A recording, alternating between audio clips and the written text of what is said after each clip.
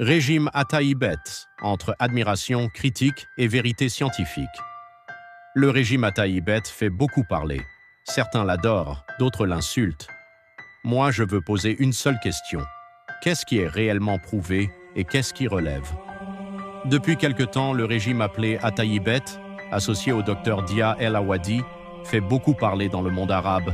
Certains le défendent avec passion, d'autres l'attaquent avec violence. Et au milieu de tout cela, beaucoup de gens sincères ne savent plus quoi penser. Je précise d'abord une chose importante, je ne connaissais pas personnellement le docteur Dia El-Awadi. Je ne suis pas là pour salir sa mémoire, qu'Allah lui fasse miséricorde.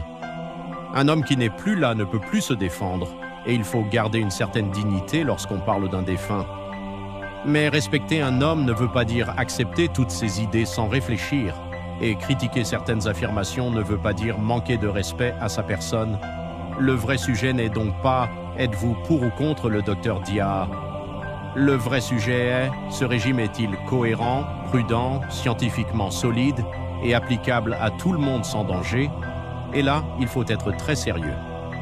À ceux qui critiquent avec mépris, avec insulte ou avec arrogance, j'ai envie de dire « si vous aviez de vraies objections, il fallait les formuler clairement avec des arguments, des preuves et du respect. Insulter un mort ou se moquer de ceux qui l'ont suivi ne grandit personne. Mais à ceux qui défendent ce régime comme s'il s'agissait d'une vérité absolue, j'ai aussi envie de dire « attention ». L'amour, l'émotion et la reconnaissance ne remplacent pas les preuves. Défendre quelqu'un ne veut pas dire répéter tout ce qu'il a dit sans vérifier. Les insultes, d'un côté comme de l'autre, sont souvent le refuge de ceux qui n'ont plus d'arguments. Quand on a des preuves, on les expose. Quand on a une réflexion solide, on l'explique. Quand on n'a ni l'un ni l'autre, on crie. Or, ici, nous parlons de santé, et la santé n'est pas un terrain de fanatisme. Dans les extraits traduits de ces vidéos, on trouve des affirmations très radicales. Interdiction de nombreux pains, de l'avoine, du lait, du yaourt, des œufs, de beaucoup de légumes, des graines, du poulet, et à l'inverse, autorisation assez large du riz, des pommes de terre, de certains fromages fondus, des jus, du sucre, de la confiture, du Nutella, de la basboussa ou même des chips. Ce sont des positions fortes qui ne peuvent pas être acceptées simplement parce qu'elles sont dites avec assurance. La médecine n'est pas une religion, et même la médecine officielle n'est pas une science figée. Elle évolue. Ce qu'on croyait vrai hier peut être nuancé demain. Mais justement, parce qu'elle évolue, elle doit s'appuyer sur des données, des études, des comparaisons, des observations sérieuses, et non sur des impressions personnelles ou des interprétations isolées. Un stéthoscope autour du cou ne suffit pas à prouver qu'une personne a raison, mais une parole prononcée avec spiritualité ne suffit pas non plus à devenir une vérité médicale. Il faut distinguer trois choses. Le Coran, qui est sacré pour le croyant, l'interprétation humaine du Coran qui peut être juste ou fausse, et l'application médicale ou nutritionnelle qui demande des preuves. Le Coran nous invite lui-même à vérifier les informations avant de les suivre aveuglément. Si une nouvelle vous parvient, vérifiez-la afin de ne pas nuire par ignorance. Il rappelle aussi qu'il n'y a pas de contrainte en religion. Alors pourquoi transformer une lecture personnelle de certains versets en obligation alimentaire pour tout le monde ? Dire que certains aliments naturels sont bénéfiques, c'est très bien. Dire qu'il faut éviter les produits ultra transformés, les excès, les additifs, les mauvaises graisses, les aliments industriels de mauvaise qualité, c'est cohérent. Sur ce point, beaucoup de personnes peuvent être d'accord. Mais dire que les légumes seraient globalement mauvais, que les œufs seraient à bannir pour tout le monde, que le poulet serait forcément nocif, ou que le sucre ne poserait pas de problème, ce sont des affirmations beaucoup trop générales. L'Organisation mondiale de la santé rappelle qu'une alimentation saine repose notamment sur les fruits, les légumes, les légumineuses, les céréales complètes et les fruits à coque, tout en limitant les sucres libres, le sel et les mauvaises graisses. En France, les recommandations de santé publique vont aussi dans le sens d'une augmentation des fruits, des légumes, des légumineuses, des fruits à coque non salés et du fait maison. Cela ne veut pas dire que tout le monde tolère tout. Certaines personnes digèrent mal certains légumes. D'autres réagissent aux produits laitiers, au gluten, aux œufs, à certains fruits ou à certains aliments fermentés. C'est réel. Mais une intolérance individuelle ne devient pas une loi universelle. Chacun doit observer son corps, oui, mais chacun doit aussi éviter les conclusions extrêmes. Sur la question du sucre, il faut être encore plus prudent. Oui, le glucose est indispensable au fonctionnement de l'organisme. Mais cela ne signifie pas que le sucre ajouté, les jus sucrés, les confiseries ou les excès de sucre soient sans conséquence. L'OMS recommande de limiter les sucres libres à moins de 10% de l'apport énergétique quotidien et idéalement sous 5%. Et pour les personnes diabétiques, le discours doit être encore plus responsable.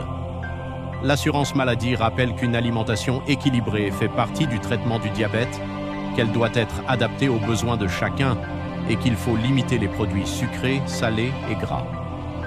Dire simplement « le sucre n'est pas dangereux » peut induire certaines personnes en erreur, surtout lorsqu'elles sont sous traitement. Même chose pour l'eau. Dire « je bois seulement quand j'ai soif » peut convenir à certains adultes en bonne santé.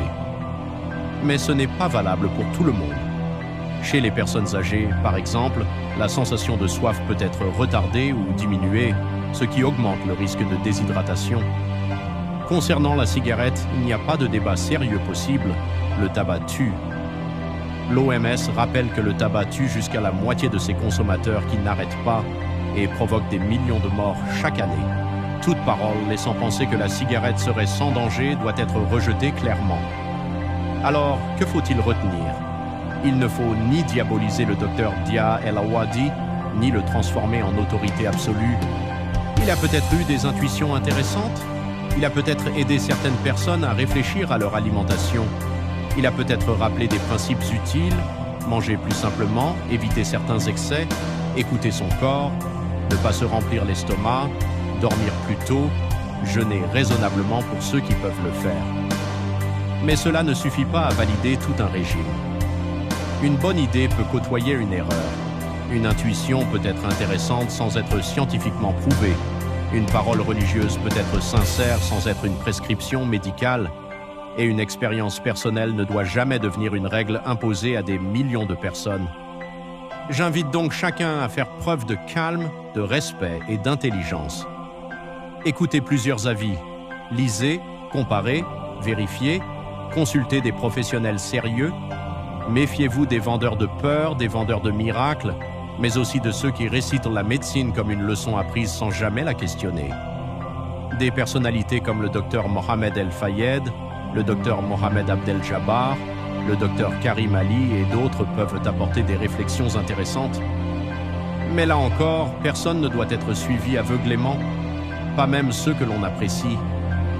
La vérité ne se défend pas par les cris, elle se défend par la preuve, la cohérence, l'humilité et la vérification.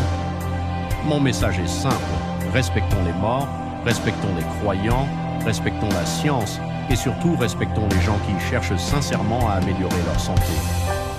Mais ne transformons jamais une théorie alimentaire en dogme. Le Coran invite à réfléchir, la science avance par vérification et la santé demande de la prudence.